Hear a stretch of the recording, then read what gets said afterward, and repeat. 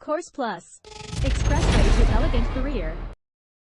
The aim, what it takes to be a warrior. So what are the tenets of the warrior mindset?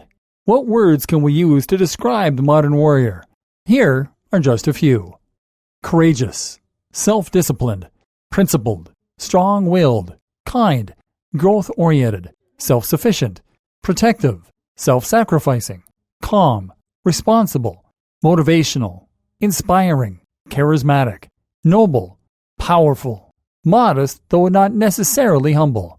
These are just some of the traits that a true warrior should strive for. These are some of the things we will be looking to cultivate and better understand throughout this training. Another great description of a warrior comes from an unlikely source, the Disney film Mulan. These quotes are from the song I'll Make a Man Out of You, but in fact they can apply equally to a woman. Oh, and in case you don't want to learn lessons on chivalry from a Disney film, consider the fact that Jackie Chan sang the Chinese version of the song. He's one of life's true warriors, so perhaps that gives it just a little more weight. Tranquil as a forest, but on fire within.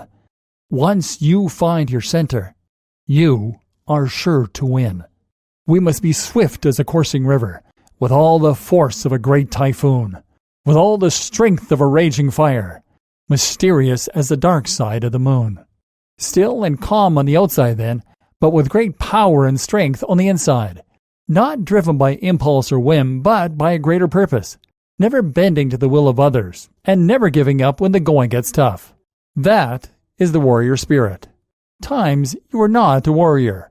You probably don't live on the battlefield, and you probably hopefully will never need to see combat, although this training will ensure that you are ready in case you ever do. But there are plenty of ways that the warrior mindset will apply in your day-to-day life as well, and plenty of opportunities to demonstrate what it takes to be a warrior. Perhaps the easiest way to consider this is to look at all those times that you weren't a warrior in your life. These are the times when your fear, your anger, or your lack of motivation and willpower got the better of you. Consider this. You wake up in the morning and realize your favorite shirt is torn. You spend the rest of the day angry with everyone, sulking and not focusing on your work. This very small inconvenience has ruined your ability to stay productive, and it has made other people feel bad. It's raining out, so you call off your plans to visit your friend down the road, who you know is looking forward to get together. You're trying to lose weight, but you're low on energy, and so you eat a large piece of cake. A friend faints at a party, and instead of staying calm and following a correct protocol to make sure they're okay, you instead get in a flap, scream at everyone, and make matters worse. Your boss needs you to complete an assignment before you go home. You resent the idea of staying later, and you're feeling tired, so you rush it and put in less than your best work.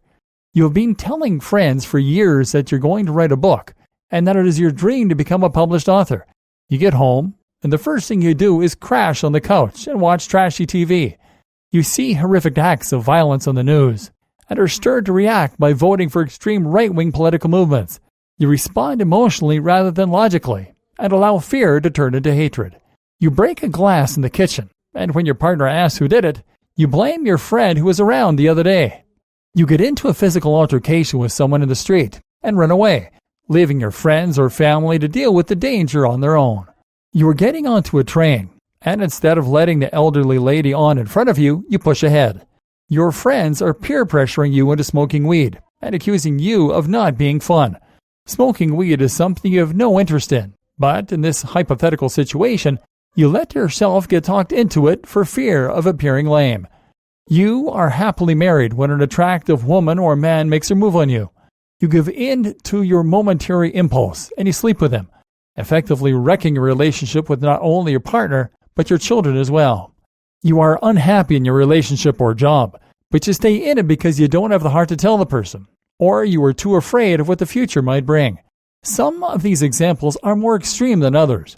Of course, there is a big difference between eating ice cream when you really shouldn't and being swayed by hate speech. And occasionally, losing your cool is normal.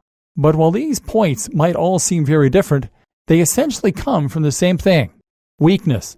Weakness is often the source of our problems, and even of evil. Weakness means giving into things we know aren't right, or making excuses and putting off our goals. Now let's look at how someone strong might approach the same issues. You wake up in the morning and realize your favorite shirt is torn. You shrug and wear something else, recognizing this is a very small issue in the grand scheme of things. It's raining out, and you don't feel like going out, but you know it's the right thing to do. So you man up and you go. You're trying to lose weight, but you're low on energy. You dig deep, find that fire within, and head to the gym. A friend faints at a party, and you remain calm, cool, and collected. You assign jobs to people and check to make sure your friend is okay. Your boss needs you to complete an assignment before you go home. You resent the idea of staying later, and you're feeling tired, but you complete the work to the best of your ability nevertheless. You speak to your boss about putting you in that position again. You have been telling friends for years that you're going to write a book, and that it is your dream to become a published author. You get home and resolve to write 2 pages a night. You see horrific acts of violence on the news, and are starting to think more deeply about what gives these problems room to grow. You recognize that you are not statistically in danger, but that the world is currently hurting. You ask what you can do for your community. You break a glass in the kitchen, and when your partner asks who did it, you own up and face the consequences.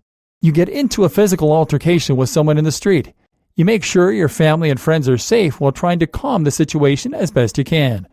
You were getting onto a train, and you always stop to let the old lady on first, and the old man, and anyone who was there first. Your friends are peer pressuring you into smoking weed and accusing you of not being fun. If you want to, you do it. If you don't, you don't.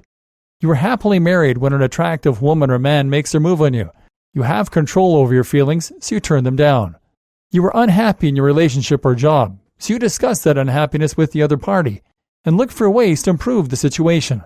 And that might mean finding a new job or ending the relationship, but it is better than dragging it out. The warrior is mentally and physically strong, and this allows them to stick to their code of ethics and to work towards their vision for a better future, instead of doing what makes them feel good in the short term. Ultimately, this leads to much better happiness, much greater peace, and much greater pride, and not just for you, but for all those around you.